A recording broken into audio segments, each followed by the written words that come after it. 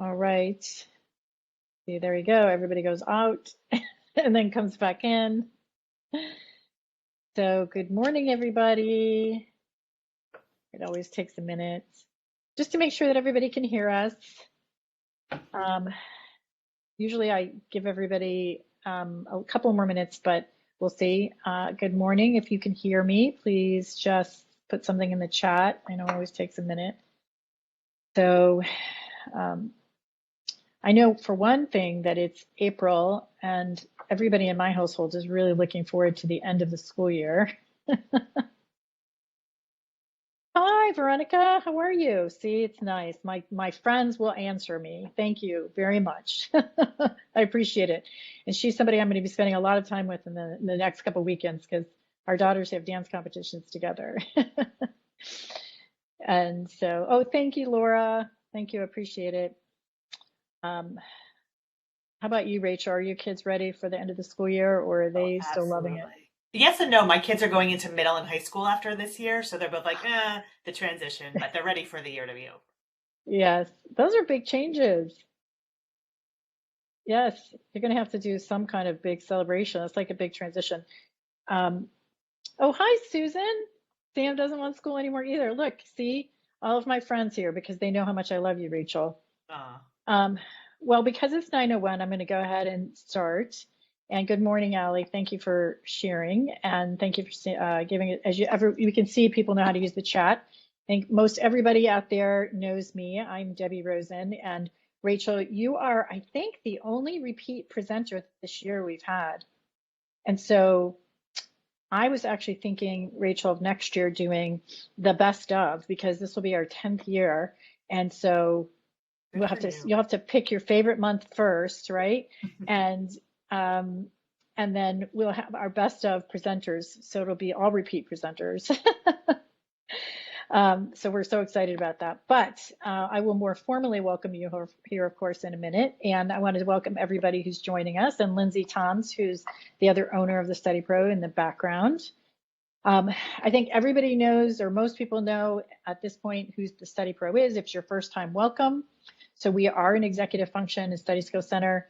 We are super excited to be helping all the kids that we're helping. We have had such extraordinary success, I think, this year with so many students who have kind of come to us with everything from missing work to a lot of anxiety about being able to manage the load after they've moved, like your kids are, Rachel, to new and more challenging curriculums.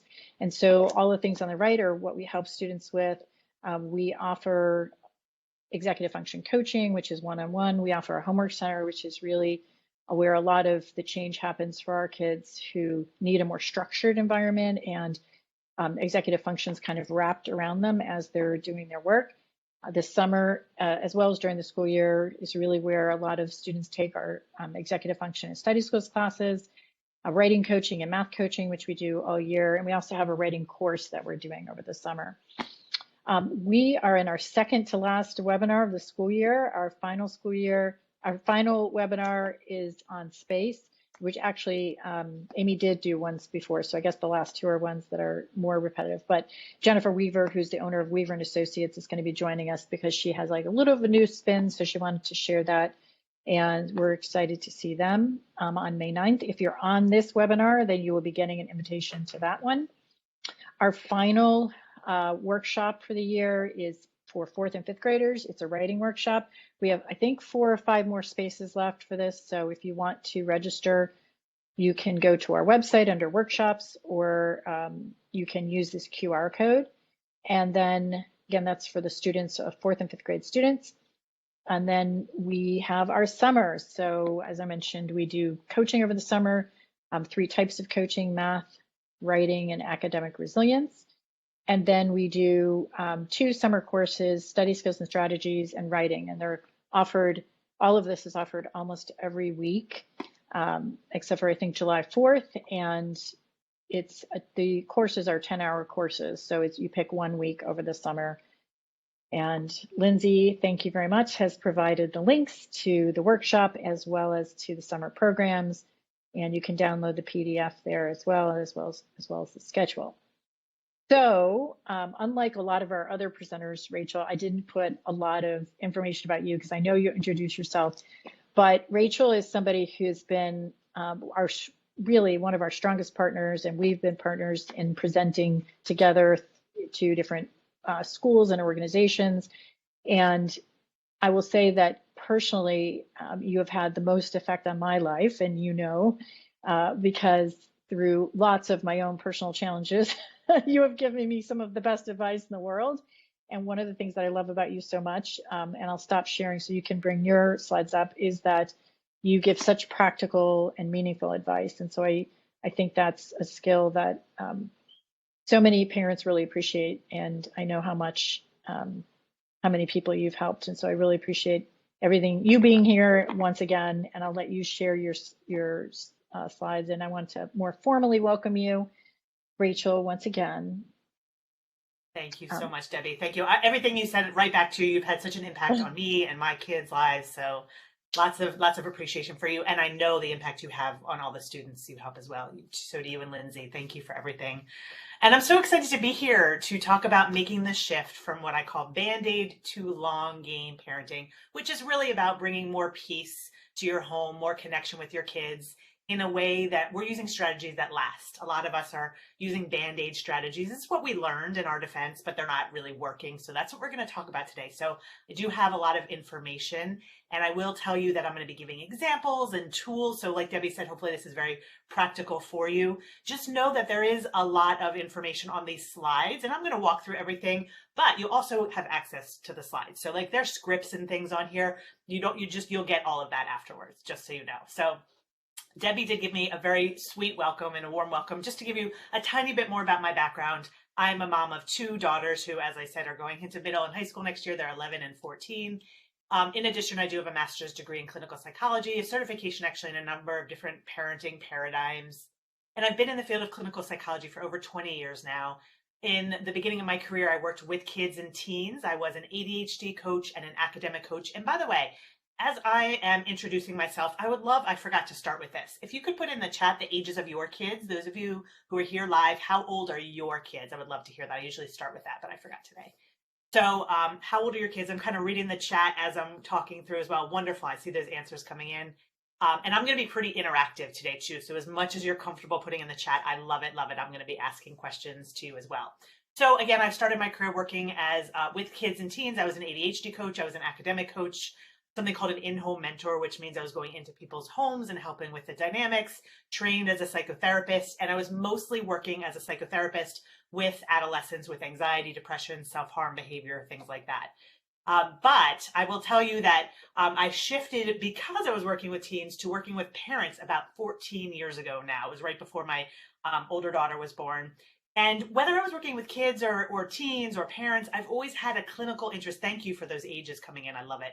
I've always had a clinical interest in the concepts of resilience and self-esteem, because what I found as a therapist was that most of the kids I was seeing, no matter what their difficulties, struggles were, what they had in common was they didn't have very much resilience and they had pretty low self-esteem. So I've always really focused on that. But then I started to have a private practice working with parents, and then really narrowed my focus to something that I see as a really big struggle, a specific type of child and adult who's really struggling. So I actually work now with parents who are raising kids with what I call big emotions. That's actually not my term. I started using it because so many parents were using it. So big emotions. And what that means is kids who have anxiety, sort of big reactions when things don't go their way. They're not the most flexible. They may be sensitive. You may have heard that term. They're sensitive. They get really upset when things don't go their way. So this is really what I do now. I help parents who are raising children with what I call big emotions. And I always say, I get interviewed a lot and people say, what are big emotions? And I say, usually if you have a child with big emotions, you kind of just know that you do. So you may be hearing this. I won't ask you to write yes or no in the chat, but you may know if you have a child with big emotions. I will tell you, everything I'm going to tell you today is going to be helpful even if you don't though. So no worries about that. So these days I support parents. I've been doing this again for a long time, but these days I do it via these trainings that I do all the time, workshops. I do have a podcast with over 300 episodes. And then in my practice, I have programs and services for raising children with big emotions. And what I really talk about when I'm supporting parents, you'll see some of that in here, because I'm actually going to give you some tools that I teach parents I work with. I talk about diffusing drama, regulating ourselves as parents, setting limits effectively, and fostering emotional resilience, actually both in parents and children, because I find most of us, in fact, I have a yes/no question already. When you were growing up, did your parents tell you how to handle uncomfortable emotions effectively? Yes, if your parents talked about how to handle uncomfortable emotions. No, if they did not. I love the no way. Yeah, no, no, no. That's what I usually see. We didn't learn how to do this. We have lots of big emotions in our kids, whether you have a sensitive, anxious child or not. Honestly, if your kids just get upset when you ask them to do their homework, and when we are, yes, I can speak a little slower. I'm from New Jersey, so I tend to speak fast. When we are trying to help our kids, often we're not using strategies. We don't know how to manage these things. But I'm going to give you really specific tips today to shift your parenting and be able to bring more calm, like I said, to your home. So here's what we are going to do today. I'm going to talk about what things are probably like now in your home. I'm going to talk to you about what I mean by Band-Aid versus long game parenting. I'm going to talk to you about what it might be like to be on the receiving end of Band-Aid strategies. We'll talk about what causes, what's going on in our homes and the solution, which is a long game solution. And I'm going to give you, like I said, specific tools and examples. So, a child of immigrants, absolutely not. I just saw that comment.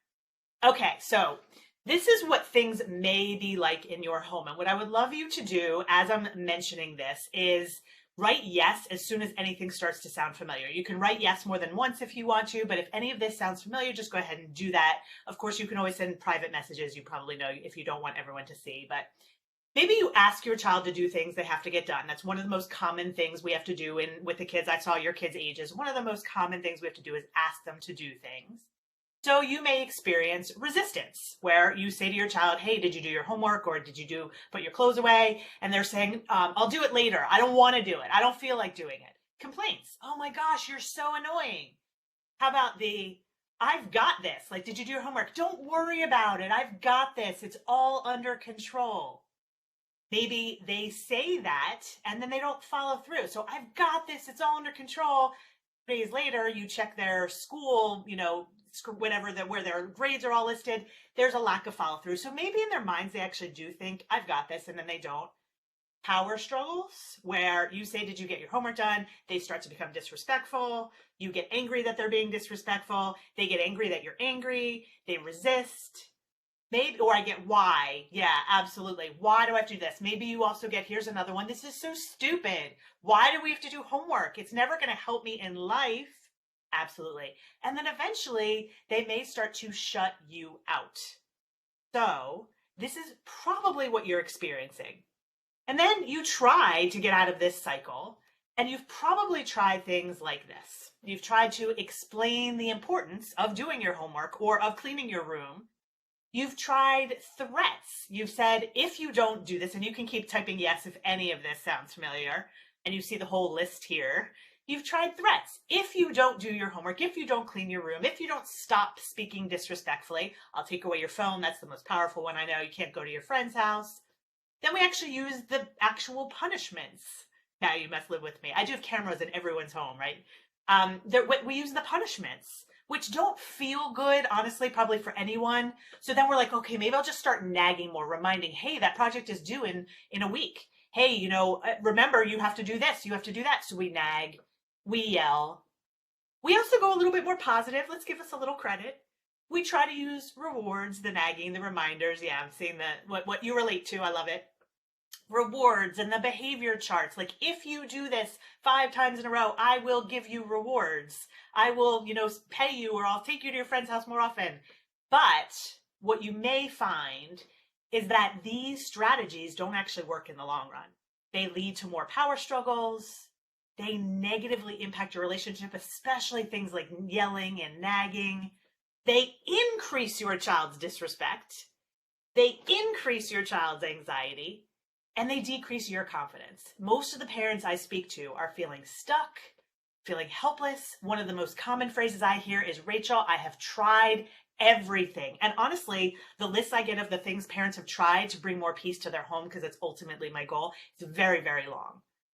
The reason that you're stuck in this place, if you are, is because all of these strategies are what I call band-aid parenting. And I call it band-aid parenting because it's basically like we're trying to put a band-aid on the behavior. We're saying, I want my child to clean their room, be more respectful, do their homework. So I'm going to just try to change that behavior on the surface. If I punish them, maybe that will feel bad enough that they'll do the thing.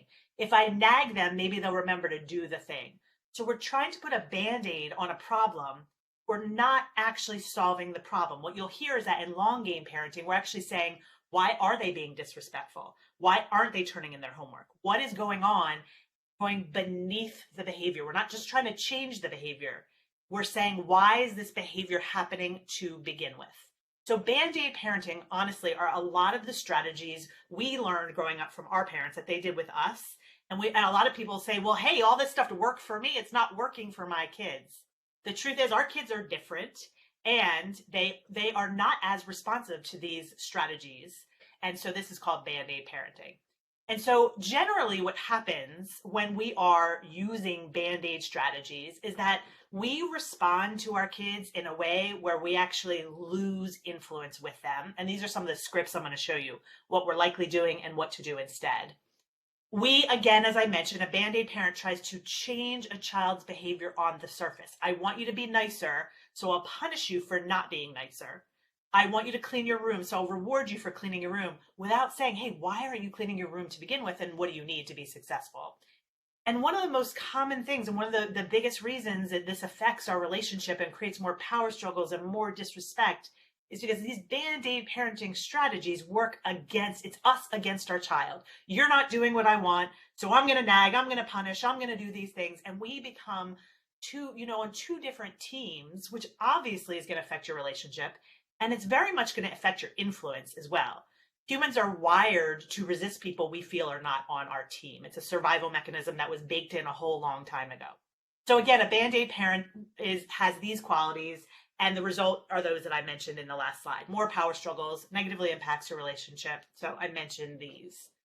So a long game parent, on the other hand, responds in a way that gains influence. And yes, I'm going to show you what this looks like, and I'm going to give you specific strategies to get there. One of the biggest things I do, you'll hear about this, is teach parents to become what I call a powerful, positive influence. That's like half of long game parenting, is becoming a powerful, positive influence with your child. Then, obviously, as I've emphasized, we're addressing the cause of the behavior, and we're working with your child against the problem, not against your child. So this is where I'm going to get you today. So the results, when you actually address the cause of behavior, when you are a powerful, positive influence, is that kids learn how to do hard things. Remember, I'm all about resilience. They have to do the thing. We're going to teach them how. They feel better about themselves. Self-esteem, remember, is my second thing. I kind of bake in resilience and self-esteem to everything that I teach. They feel capable, and there's just less resistance because they know how to do hard things. The result for you is that you do have more influence. You feel less worried. You maintain a connection. I could go on and on about the results parents tell me they see when they shift to become a long game parent. So I just want you to experience band-aid strategies, not actually from the perspective of a child. I'm not going to ask you to pretend to be a child. I'm actually going to ask you to think about a job that you may have. And I'm just going to have you imagine being an employee. Probably everyone has had a job and been an employee at some point. So this is what it's like to be on the receiving end of band-aid strategies. So imagine you're an employee and you've been given a project that you don't have the ability or knowledge to handle. So maybe it's a project that, I'm just going to make this up, includes spreadsheets. You don't know how to use the spreadsheets. So you cannot complete the project. And when you're not completing the project, I'm going to start with boss A, who's using band-aid strategies. Boss A assumes that because you're in that position, you have that job, you should know how to do that project. And if you don't, it's a behavior issue. So they have to motivate you. They reward you. They say, hey, if you get this project done, I will give you a raise. But if you don't get it done, I'm going to put you on a performance plan. There's going to be an issue. So they assume that you should know how. If not, it's a behavior issue. They have to use these typical strategies that probably most of us are aware of. And the boss A does not consider the fact that, oh, maybe you don't understand spreadsheets. Maybe you're actually missing something that's preventing you from doing this job or this project. They don't consider that. They also don't consider how their expectations affect you. They don't see that you're struggling, that maybe you're feeling more anxious going into work every day. Maybe you're worried about your job. They don't understand how this task affects you, or not being able to do this task affects you. So they are just saying, hey, this project has to get done. You are in this job, you need to do it. If not, you're going to go on a performance plan. I'll give you a raise if you do, but if not, there are consequences to this. So I want you to imagine how likely this is to improve your performance. And I want you to imagine, and I'm going to go quickly just because I have a lot. I'm not going to ask you to answer this quite yet. How does this make you feel about yourself? When you can't do this project, you are getting rewarded or punished for it. They're not considering why you're not doing the project, and they are not considering how all of this impacts you. How does it make you feel about yourself? And how does it make you feel about your boss? Probably these are pretty negative feelings right here. It's not going to improve your performance. It's going to not make you feel better about yourself or your boss. This is what it's like to be a child who is genuinely struggling. And I guarantee whatever negative behavior, mood, or attitude you're seeing your child is struggling, we're going to talk about that. This is what it's like to be them. They're genuinely struggling. And often we don't, good, I'm glad, Allie, that's helpful. We don't consider what skills they're missing, and or we don't know how to figure it out. So that's where, people like Debbie and Lindsay and I come in. And we don't consider how it's impacting them emotionally, but it does. So now I want you to feel what this is like to be the recipient of a long game strategy. Same situation. You've been given a project and you don't have the ability or knowledge to handle it. You don't know how to use spreadsheets. You can't do this project. Boss B is using long game strategies. So imagine what this is like. When you don't complete a project, they don't give in. They don't say, oh, you don't know how to do this? Forget it. You don't have to do it. They don't give up. They don't say, oh, you don't know how to do it? Well, just forget it. They don't do any of that. They don't say, oh, this is useless. They assume that your struggle is a symptom of something going on. They say, hey, if you're not doing it, there's a problem. There's an issue. They take time to see your perspective, to understand why you're struggling, to try to get into your world and say, what's it like for you to do this project?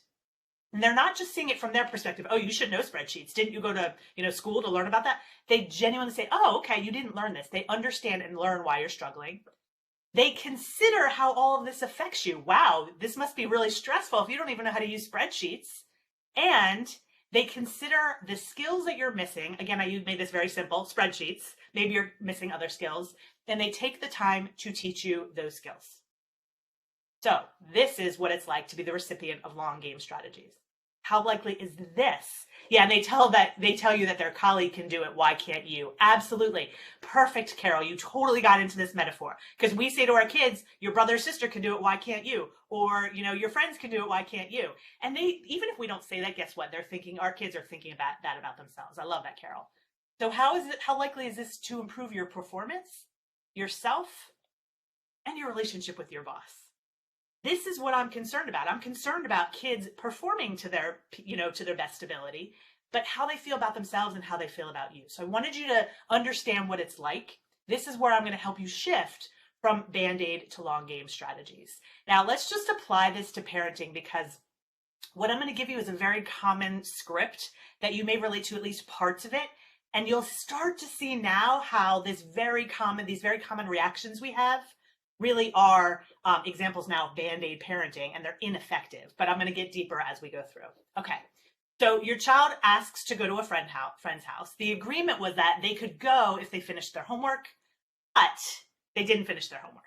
So this may be what it looks like. And I'm just going to remind you, before I even get in, what the qualities of a Band-Aid parent. They're responding in a way that loses influence. They're trying to change a child's behavior on the surface. That's where boss A was just saying, well, now you're being obnoxious. So, now I need to punish or reward you, and working against their child. So Band-Aid parenting looks a little bit like this. So I'm going to kind of go through this script step by step. So they asked to go to their friend's house, but they haven't finished their homework, and you're annoyed, but you try to stay calm. You say, unfortunately, you can't go. Your homework isn't done. Your child says, but I did most of it. And you're thinking, oh gosh, here we go again. And you brace yourself for an argument, because now, but I did most of it, something's not going to go well. And you say, because you're a little frustrated, now you're going into fight or flight. You're a little braced. You're starting to be against them. And you say, sorry, that was the deal. Now, they start to get upset and say, that's not fair. I did most of it. And if I don't go now, I'm going to let my team down. I just made up whatever excuse because your child is going to have an excuse. If I don't go now, all of these horrible things are going to happen. You're thinking, but he knew about this. He has to learn that when I set a limit, he needs to listen. What you say, thinking I have to be a firm parent here, and I'm tired of this, and why is he always trying to give him an inch, he takes a mile? You're saying you should have thought of that when you were working on your homework. I made it clear ahead of time that you had to finish your homework to be able to go to your friend's house. Your child says, you're always so unfair. You let my sister go to her friend's house. You're such a whatever they're going to call you.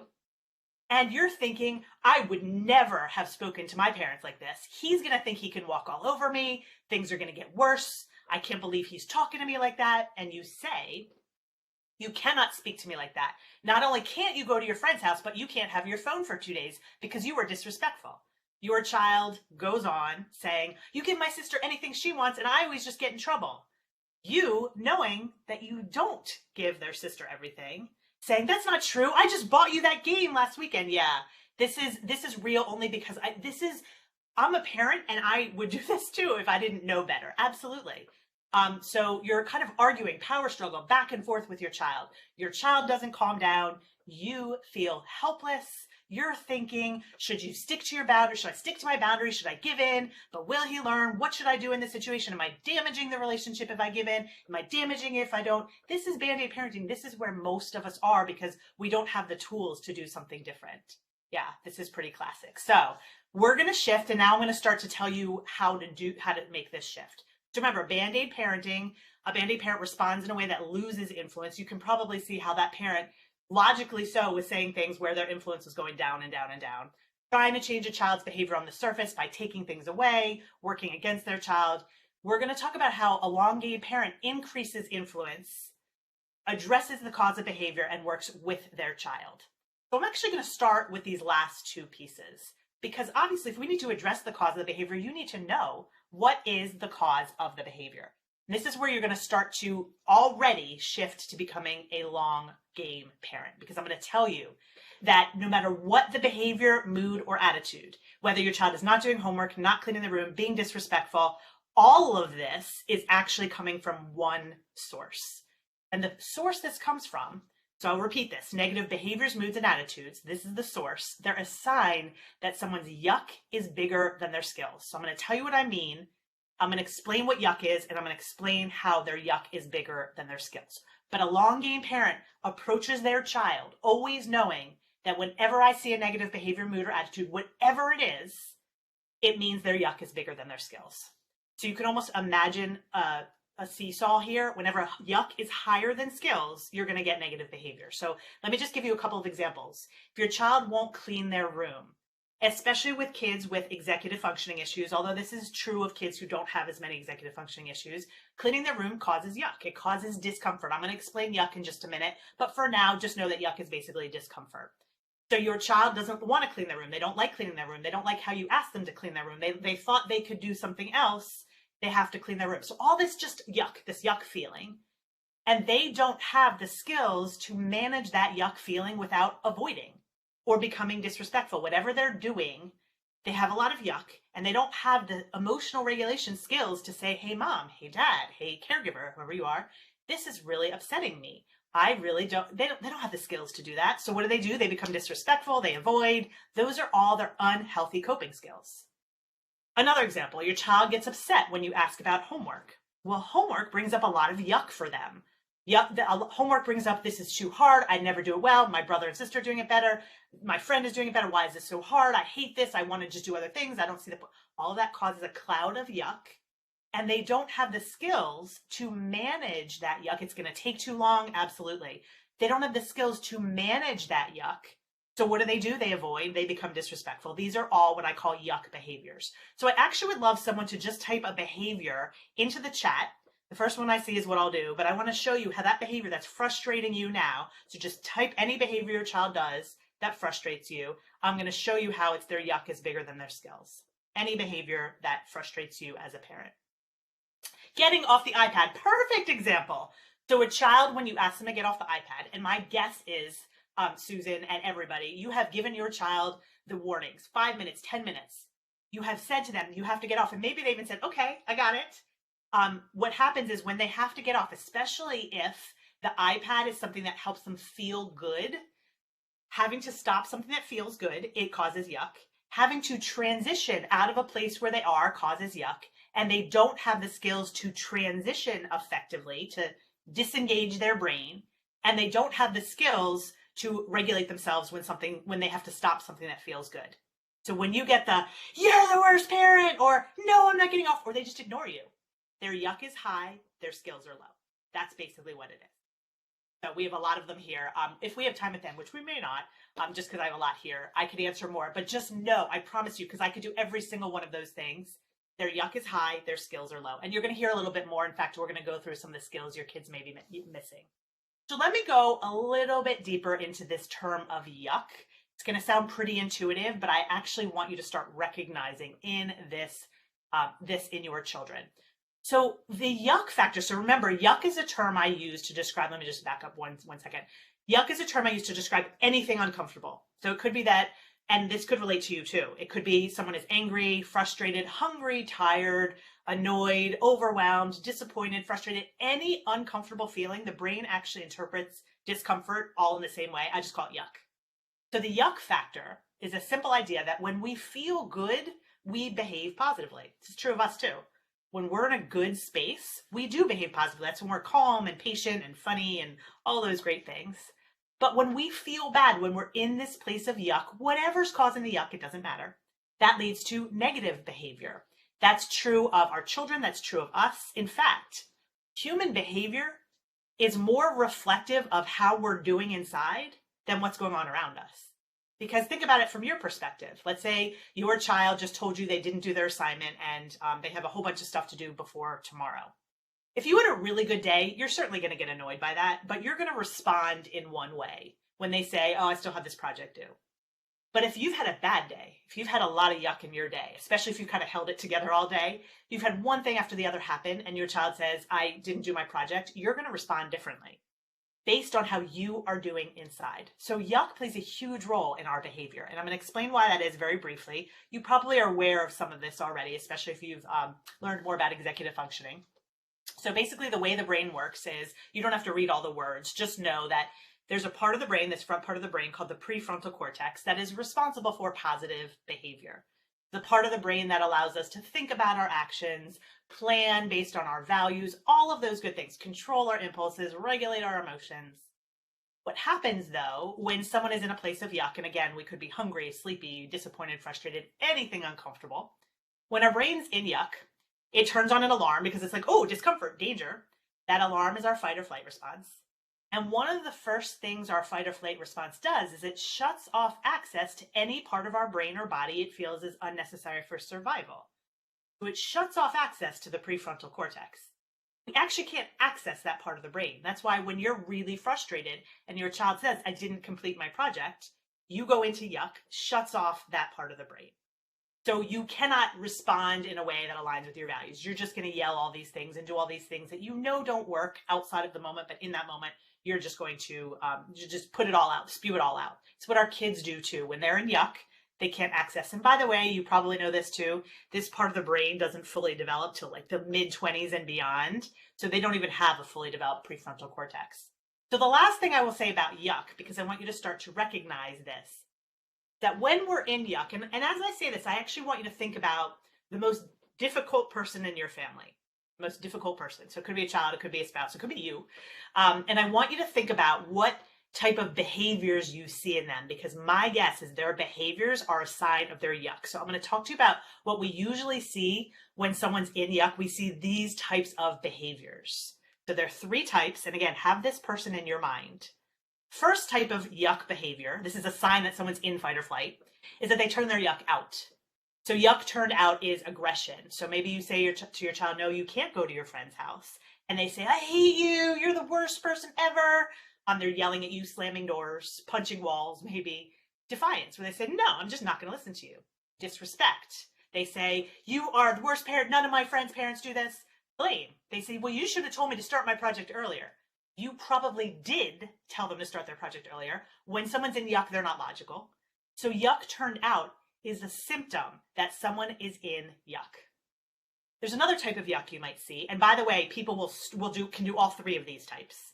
So, and it often happens, I know as a therapist, those who turn their yuck out eventually also turn it in. So yuck turned in is really easy to see in someone who has negative self-talk. So maybe you have a child who, in addition to, or instead of like being mean to other people, they're mean to themselves. Nobody likes me. I'm so stupid. You're always nicer to other people than you are to me. I have the worst life. They're kind of turning it in. Anxiety is a symptom of a whole lot of yuck that is unprocessed inside that a child just keeps spewing on themselves. Low self-esteem, low motivation. These are all signs of yuck turned in. And the last thing you might see is numbing yuck. Now, this starts about age 7 or 8. Most of you have kids older than that. Definitely happens to us as adults. Numbing yuck is where we go to the thing that makes us feel good. This is another reason a lot of kids struggle to get off of their devices, because it feels good where the world out here feels bad. And coming out of that world causes a lot of yuck. But yuck is electronics and devices are a yuck number. We use them too. We scroll on social media. We go to the news or sports. Our kids certainly use devices.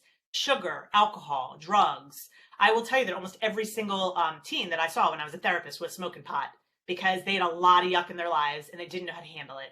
So they were smoking to numb what was going on. So if anyone is comfortable, you don't have to do this, but feel free to put in the chat what you see in this difficult person. Do you see their yuck turned out? Do you see their yuck turned in? Do you see their yuck numbed?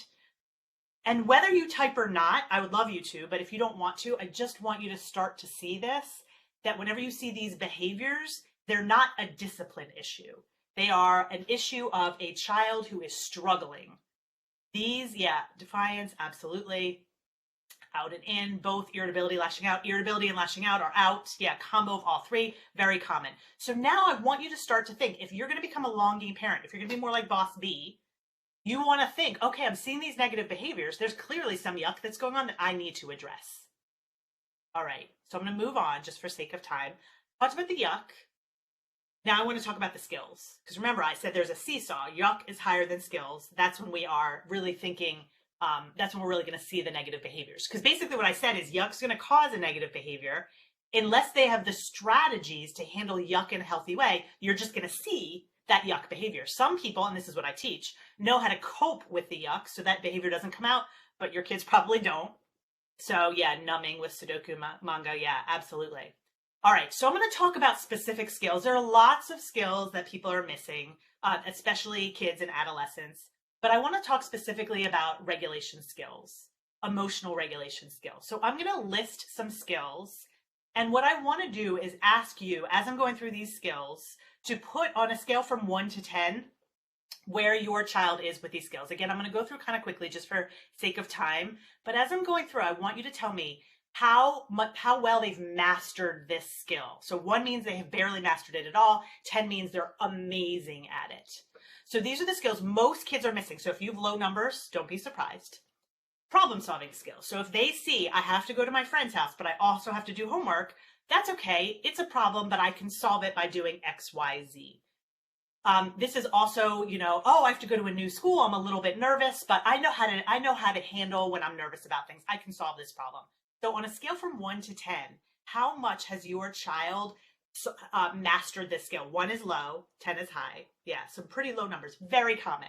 So I will tell you this, if you have a child with high yuck and they haven't mastered this skill, you're going to see negative behavior. Being a long game parent is saying, that's negative behavior. Now I know what's going on. Their yuck is higher than their skills. Another one, very similar, and you can keep typing. Don't worry if your numbers run together. I'm just kind of looking in general, and other people are looking in general. Flexible thinking skills. So these are the skills that would allow a child to say, oh, you know what? My parents are going to a new restaurant. I don't really like it, but it's okay. I don't mind going to new places. It's not a big deal. Flexible thinking skills are where they're thinking, oh, my friends are all going to include me in that group chat, but they don't. That's okay. It's not that big of a deal. I expected them to, but I can handle it if they're not. How are your kids doing with flexible thinking skills? All right, still low numbers. Very, very, very common because they don't teach these skills. This is what I teach, obviously, but most kids are not learning these skills. Another one, impulse control.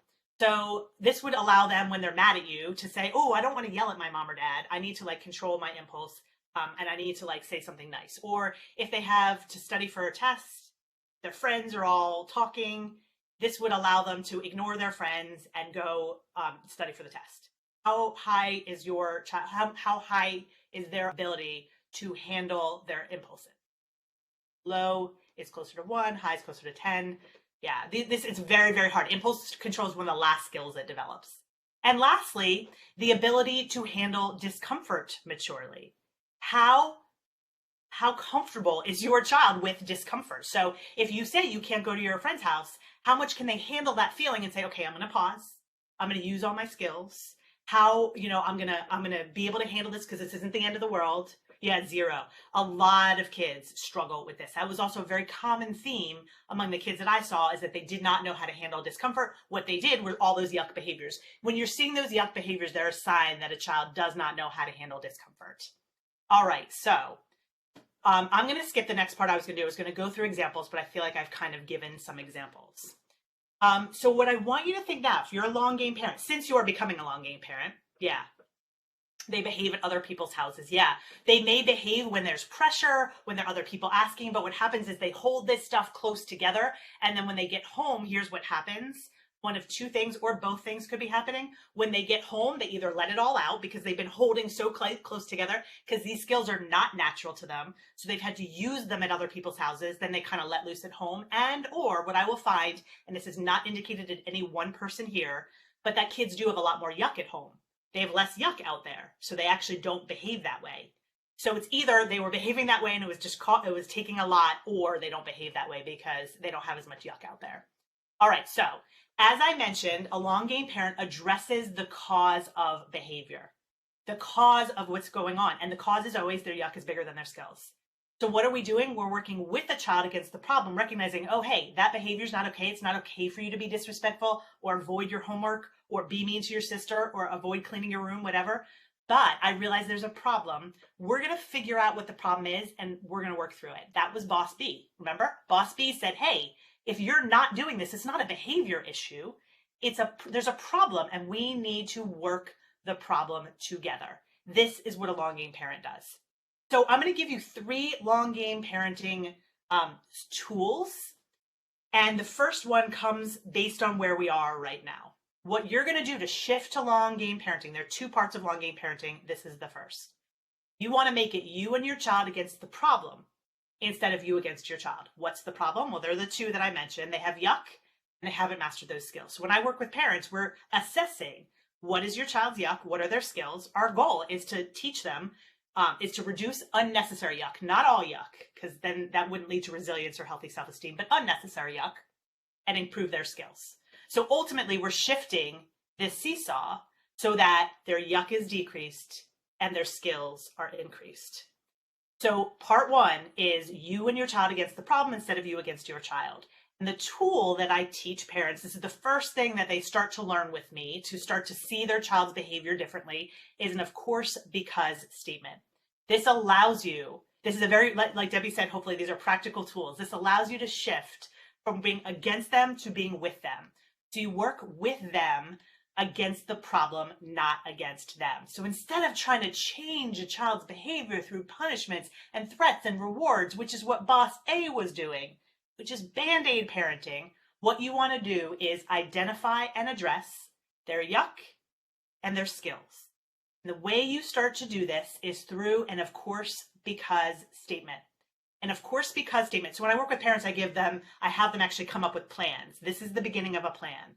Of course my child blank. Of course my child is being disrespectful. Of course they're not doing their homework. Of course they're resisting going to a new restaurant, because we name their yuck and we name their missing skills. So now instead of, oh my gosh, I can't believe you're doing that, now we're saying, of course you're doing that because your yuck is high and your skills are low. This is not an excuse. We'll talk a little bit more about that. But this is an of course because statement, which literally shifts the way you see your child and starts to shift you to long game parenting. Your energy and your influence change when you look at a child this way. You can imagine Boss B, their energy is going to be very different from Boss A walking towards you. Now, if you don't know, I work with parents, all the time about what is their yuck, what are their skills. You may not know. If you don't know, if you're not sure yet, just say something about this is hard for them. I don't know what it is, but something about this is hard or uncomfortable, and they haven't mastered the skills to handle it better. This can be your default. If you really don't know, just always fall to this. This allows you to recognize their yuck is bigger than their skills. Now remember, this is not an excuse for behavior. If we excuse behavior, remember Boss B didn't give in and say, oh, forget it. We still need to teach them to do all those things. We just have to address their yuck and their skills first. So let me just give you a couple of examples, and then I'm going to move on to the last part of long game. Let's say your son is rude when he can't go to a friend's house. That was that script I gave you earlier. And of course, because statement would look like this. Of course, my son got upset and became disrespectful because he couldn't go to his friend's house. Even though he knew the rule, he'd been planning this for days. So he's really disappointed. That's a big feeling for him. And he hasn't mastered the skill to handle disappointment maturely. That's what's going on. It's not a threat. It's not that he's this, horrible person. He simply has more yuck than skills. So the long game solution is to start to work on problem-solving skills and teaching him how to handle discomfort maturely. What do you say in the moment? Well, that's where I'm about to go next, just so you know. But the long game solution, if you want long-lasting change, because in the moment parenting is not where long-lasting change happens, but if you want long-lasting change, you start to address the yuck and teach the skills. Band-aid parenting, remember, you're going to lecture him about how it's not okay to speak that way. You're going to take away everything he cares about. Does that address the yuck? No. Does that address the skills? No. That's why it doesn't work. That's why it's a Band-aid. One more example. Let's say your daughter sneaks the phone. She's supposed to put it away at night. It's supposed to be in the basket by the refrigerator. She sneaks down and comes to get it. Of course, my daughter sneaks her phone at night. She gets good feelings from talking to friends. She would have a lot of bad feelings if she had to not be part of that conversation. And she doesn't know how to handle the discomfort of not giving in to that urge. A lot of us struggle with this too. We have a phone. We use it for work. We hear the ding. We want to go immediately check it, or we use it even for personal. We want to immediately check it. Not checking it is very uncomfortable. And she probably doesn't have the urge to do that, the impulse control to not give into that urge. It's very hard. So long game parenting is about teaching her how to handle discomfort because she still has to put the phone away. Help her find positive feelings in other ways so she doesn't need them just from her friends. That would be a long game solution. So a Band-Aid solution is punishing her for sneaking. Does that address her yuck? No. Does that teach her skills? No. It doesn't do anything because we haven't addressed the real problem. All right, so this is the last piece of long game parenting. Now you know sort of big picture. That is the solution for outside of the moment. What are you going to do so this doesn't happen to begin with? But I do want to talk about what to do in the moment. And these are the last things I'm going to give you and the last examples I'm going to give you. A long game parent increases their influence. They increase their influence through confidence and connection. You don't need to know that specifically. This comes from my program. I'm going to teach you what that looks like. So you don't need to know specifically, but you'll see what that looks like. Now, there's one more piece I need to teach you, one more piece of information about yuck. But what the second part, first part of long game parenting is working on the yuck and the skills. The second part is becoming what I call a powerful positive influence, because you can't actually address their yuck or teach them skills if you're not what I call a PPI. You can't do that. You've probably tried. In fact, I'm going to ask this yes or no question. Have you tried to address your kids' yuck and or teach them skills and they're resistant? So say yes if they're resistant, no if they're not, but yes if they are. This is very, very, very common because we are not a powerful positive influence. What I will tell you is when a child is in yuck and we say, okay, I need to approach them, they're in yuck, we either lose or gain influence with every interaction. And what we've done as parents is we've lost a lot of influence based on the way that we parent. So I want to give you a quick understanding of what loses and gains influence, and then I'm going to break down a little bit of a script to wrap up. So in order to understand how to gain or lose influence, you have to understand something called the yuck curve. The yuck curve is a rainbow-shaped curve that represents what happens in the moment when someone's in yuck. So you tell your child that they can't go to their friend's house. Their yuck is going to get bigger and bigger, especially as they realize you're not going to give in. Their yuck gets bigger and bigger, reaches a peak, and it comes down. This is actually the way emotions work. What happens when they're in yuck, that's what I call the yuck zone, and that's generally where you're seeing the yuck behavior, where they're being disrespectful, they're turning their yuck in, whatever they're doing, that's a sign that someone's on this yuck curve. And you really need to know that when someone's on the yuck curve, you will not see positive behaviors, moods, and attitudes. You will not, because their fight or flight response is on. They're not going to act positively. Once they travel the curve, though, that's when their positive behavior returns. That's when you can speak to them again, where they're being a little bit more logical. A lot of kids at that point like want to hug, or their behavior, at least they act like nothing happened. That means they've traveled the curve. They're back accessing their prefrontal cortex. So obviously the question becomes, how do we get them to travel faster? How do we help them act more positively, more quickly? Well, one thing you need to know is that what keeps them stuck longer is when they perceive a threat. So if we say, you can't talk to me like that, or I can't believe you're doing this, or I told you that already, all of these things to their brain, in fight or flight already, that's all a threat. And that is where we lose our influence. Because when someone is in fight or flight, this is going to make logical sense right now, the fight or flight response is not wired to be influenced by anyone else. If we're being chased down a dark alleyway by someone, we're not supposed to be influenced by that person. We're supposed to think, what can I do in this situation to get what I need and what I want?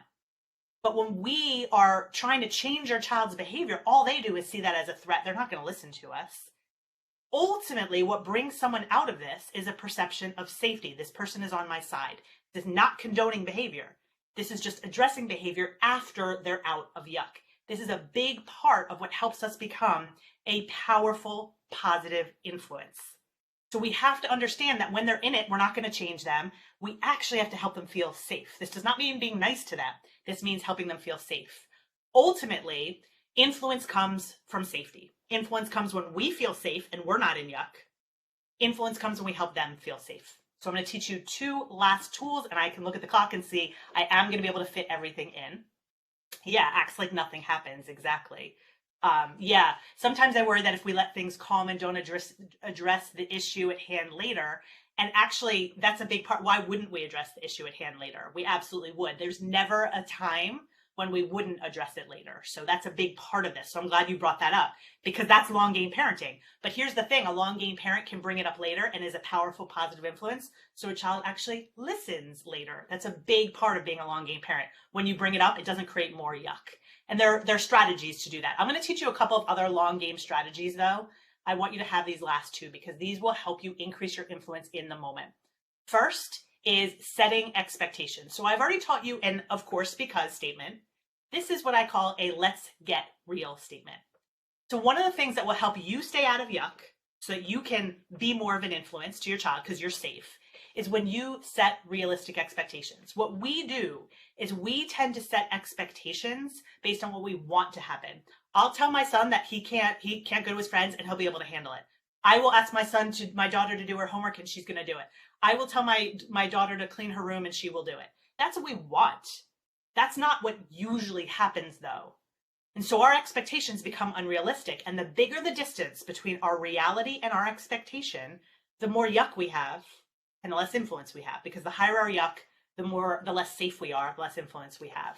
So very simply, instead of setting your expectations based on what you want to happen, set expectations based on what's likely to happen. My son is likely to be disrespectful when I tell him this. What happens in your head is when you see the disrespect, you don't freak out and go right into fight or flight. No, this is going to happen now. No, it will get better when their yuck is addressed and their skills are addressed, but it's not going to get better until that happens. So a let's get real statement is, I expect my daughter to not listen to me. This will change when their yuck decreases and their skills increase, but not until then. I expect my son to do this. It will change, but it won't change yet. So I would normally, if we had more time, I usually work to help people just come up with a quick statement, but I want to get through the slides. But just think about it. What I will leave you with on this one, I'm going to give you an example. Think about, where do you set your expectations based on what you want, but it doesn't usually happen. That is going to be an area of yuck you want to work on. So let me tell you what this looks like in real life. This is a script. This comes from the script I gave in the very beginning about the son who can't go to his friend's house, who gets really disrespectful. Same script. So you say you can't go, your homework isn't done, your child says, but I did most of it, and you're thinking, uh-oh, here we go again, bracing for an argument, and you say that was the deal, and he starts saying that's not fair. You remember this. I'm going to dissect this a little bit. When you see a child saying, but I did most of it, you go to, oh gosh, here it comes again. That's a threat. That puts you into fight or flight right there. Because you didn't expect him, you expected him to handle it well, or you wanted him. It's really more of a want. Most of our expectations are based on wants. You want him to handle it well. He didn't, puts you into fight or flight. Also, your brain turns on. The other thing that you do is when you assumed that saying, hey, we discussed this earlier, you want him to say, oh, you're right, we did. I'll be okay with this now. That's unrealistic. It's not going to happen. And when you think it might, you go into fight or flight. So noticing your expectations of what's going to happen actually leads to Band-Aid parenting. Here's what it looks like with long game parenting. So you say to your son, same thing, you can't go. Your child says, but I did most of it. And you say, this is a phrase I give a lot of my parents, there it is. I knew he was going to say that. I know this reaction. And instead of getting mad that he has that reaction, your brain says, oh, yeah, I expected that. And you do not go into fight or flight. Do you still address the behavior? Absolutely. But you do it from a regulated state.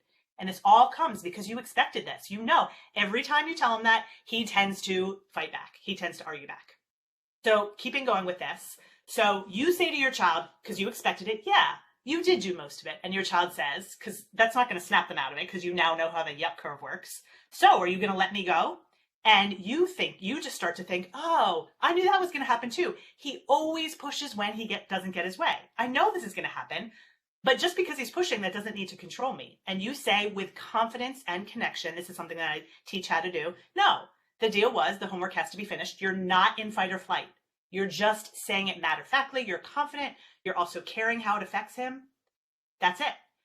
You expect that he's still going to be upset. So you didn't say, when you say, no, the deal was the homework had to be finished, he's not going to snap out of it. But you don't expect that he's going to. And you say, you expect this won't snap him out of it. You know he has to travel the curve, and you let him travel the curve. No fight or flight reaction. That's what it looks like to be a long game parent in the moment. Last statement I'm going to teach you, and then wrap us up.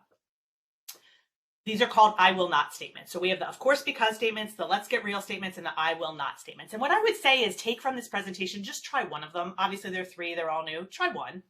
Let's give you this last one because I know we're getting to the top of the hour. What I will tell you is that you will lose your influence when you are in yuck, and you will go into yuck because of things you learned from your past, because of fears you have of the future. Your brain will learn from the past. It's wrong for kids to be disrespectful. Kids cannot do this. Then you learn all these things from your past. And then you also have your future fears. If I don't nip this in the bud right now, all of these bad things are going to happen. They usually end with our kids being on our couch when they're 35, eating pizza and watching video games. They're all our future fears. Your brain listens to you and will go into fight or flight because of that. So the bigger the threat you create in your mind, the more yuck you will have and the less influence you will have. So instead of being controlled by your past and your fears of the future, you actually choose how you will respond and how you will not respond. This is actually where I start with parents. Decide what you're going to stop doing because it's so clear that it comes from your past or your future. So I call these I will not statements. I will not think, oh my gosh, he's being a spoiled brat, because that's what I learned in my past. And I will not fear that in the future, my child will never speak to me respectfully, our relationship will be horrible, they'll never have any friends. I will not do that. Because when I do that, everything goes downhill. So let me show you what this looks like just to wrap us up. Same script from before, just later in the script. Your child says, you're always so unfair. You let my sister go to her friend's house. You're thinking, I would never have spoken to my parents like this. And then you go forward. He's going to think he can walk all over me and things will only get worse. That puts you into yuck. You're reacting from your past and your fear of the future. We go into yuck. When he says, you give my sister anything she wants, I always just get in trouble, you know objectively that isn't the case. So you're probably thinking, oh my gosh, I can't let him believe that, because then he'll believe that always. You're reacting from your fear of the future and you're going to go into yuck. What this looks like instead, when your child says, you're always so unfair, you let my sister do everything, you think, this is where you're focusing on, oh yeah, he always lashes out when he's in yuck. I, in the present, can get sucked in, or I can regulate myself. So you say, I know you say those things when you're angry. I don't let people talk to me like that, so I'm going to walk away and calm down. If you want to talk about your frustration in a more respectful way, I'm happy to do that. You stay regulated on yourself. And I actually have parents make, what are the words you're going to say when your child does this? Because you expect it. What are you going to say? And your child is still rude, saying, great, just walk away. You don't care. And you're thinking, yep, he's still in yuck. I know I need to address his yuck and skills later. Right now, I need to take care of myself. This is what it looks like to be in the present. So you say, okay, You walk away knowing that's not going to make him feel better. You have realistic expectations. So long game parenting, I gave really detailed strategies, is all about staying out of yuck. So I'm going to wrap us up with an assessment and a summary with 1 minute left to go. Think about where you are now. Are you setting realistic expectations? If not, you're probably more like boss A than boss B. You're expecting something that your child can't do. Are you reducing the negative influence of your past and your fear of the future? Probably not, because you probably weren't aware of it. So you're going to react in the moment through anger, and you're going to tend to want to go towards punishment and nagging and threats, because that's what we do when we're in fight or flight. And are you currently addressing yuck and skills rather than using punishments and threats? If you're not, you now have long game strategies. So what I will tell you is that there are lots of resources that help with this. I have a couple on this slide. You will also get access to these slides, but I have strategies. There's a free one if you want to go to my website about how to respond to yuck in the moment. You can get free tips from me. You just email the word tips to info@rachel-bailey.com. I have a podcast. I have a Facebook group. All of these are free resources. And then obviously I do support parents as well. So, all right, I got to the top of the hour. So I am finished. I'm going to stop sharing and hand back over to Debbie. Wow, Rachel, thank you so much. That was unbelievable. I know that there's probably so many questions, but I will just say to everybody, run, don't walk to Rachel. And she is so helpful, as always, unbelievable. And the truth of the matter is that what you're asking parents to do is to use the skills that we're asking our kids to use. Exactly right? And at the end of the day, I always said to myself, if it started to feel like a tennis match, or as we talk about all the time, you and I, climbing the ladder, everything's just getting more and more escalated, then that's like a note to ourselves that we really, really need to use all of the skills that you just shared with us. And, as you know, Lindsay and I talk all the time about how the need behind the behavior is really what it's about for our spouses, for all of my friends out there that we've had this conversation, for ourselves, and I will also say that because of all your amazing advice, I really believe that I was able to bring all of these skills to the relationship I have with my daughter. And I made a lot of mistakes with my son, who's older, and I've seen the difference. So you are just a magic maker, and I really appreciate it. And I want to thank everybody who is on this for sticking. There was not one person who dropped off, and everybody you can see. Thanks for another great offering. Yes, an adult too. You made me a better parent. I mean, all of us. So we are really believe this is life changing. And I think if you apply all of the stuff to homework as well, where, as you said, and we talk about all the time at Study Pro. So I really appreciate you, Rachel, and I cannot wait to have you back next year. Thank you so much. And thank you to everybody. I hope you enjoyed this day, and we'll see you either in May or back in September. Bye, everybody.